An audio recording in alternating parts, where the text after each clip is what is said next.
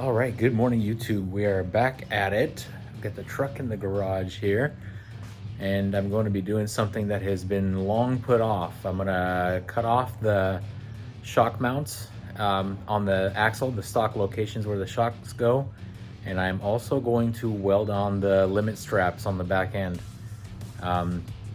It's June, sorry. Rear's been done for about 6-7 months now, and I just haven't put the limit straps on. Feel like I've been risking it with some of the off-roading that I've been doing, and so I think it's finally time. Go ahead and get it done and make sure that I don't have any issues with no limit straps in the rear. So yeah, follow along. I do have some stuff on the way. I've got a BTR cam on the way. I have, let's see, what else here? Let's go right through the messy garage. If you can see that, if you can make out what that is back there, it's a Texas Speed header. Let's see, what else is new? What else has changed? Oh yeah, pretty big one. So I got the wife Suburban, traded in her Atlas, and I did some work to it. It's got 22s by Gear Off-Road. It's got some Goodyear Eagle touring tires. Blacked out the front end. I've got removed the chrome grille, put in a black, wrapped that top chrome piece on the headlight to black. I ceramic coated it, compound polished, added fog lights. It didn't have fog lights. Yeah, I put in some work to it, and it looks absolutely amazing. I think the 3 or 4 days of work that I put into it were worth it. Yeah, it looks pretty dang good. It's the new wifey mobile.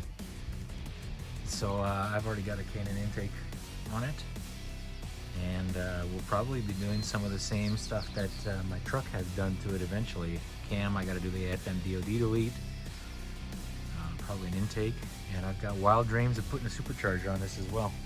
Make it a fun little family wagon. But other than that, yeah, let's go ahead and get working. I've got the grinder and extension cord, and we'll get moving. Stick around. All right, well, about a half hour later and a lot of mess. I've got the passenger side removed. Let me take a look and show you here. So you can see driver's side, half of it's still there. Passenger side, gone. I did have to remove the shackle U-bolt so that I can get a little bit more room. You can see here on the passenger side, to cut the outside, it's just a little too tight to get in there with the grinder. Now that is all I used. You can see here, grinder, cutting disc, and yeah, removed brake lines, the mounting positions to get them out of the way. God knows you don't want to cut those. Let me show you the other side. There you go. Now I gotta go use a sanding disc to clean that up, and I'll paint it just to make sure it doesn't rust up. I mean, you can see there's already surface rust on just about everything down here. These aren't even a year old, and look at that. Washington weather, it's always wet. Yeah, I'll move on to the passenger side, and I'll follow back up when I'm done.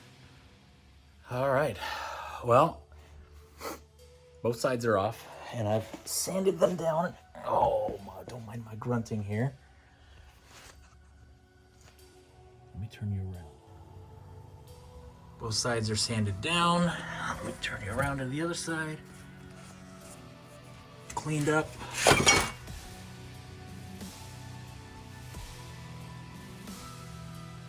I will be protecting that, as I mentioned before. I also did grind down where the limit strap will attach, the bracket there and there. I'll do the same to the other side. I've not yet done that. I'll probably end up removing that exhaust hanger. As you can see, I've got an axle dump here. my MBRP exhaust. Eventually I'll probably do a side exit, but I think it's gonna be slightly in the way there, so I'm gonna probably remove that exhaust hanger and then prep the area on the axle there and get to welding. All right. Excuse my crappy welds. I am by no means a welder, but that tab is welded. That tab is welded right there. And then I primed that area there. Same goes here, a little darker. Tabs welded. Area's primed. Tabs welded. Let's go ahead and wrap it up now. Put the U-bolts back in. Put a couple of the brackets back in, holding the brake lines. Put the straps on. Call it good. All right, well, there you have it. Limit strap on the driver's side. Brake lines all reattached. Attach the ABS sensor. Wheel speed sensor to the strap. Same thing here on the passenger side. Attach it to the strap. And there you go. Everything's done. Now, I just gotta clean up. Look at the amount of metal dust the cuts created.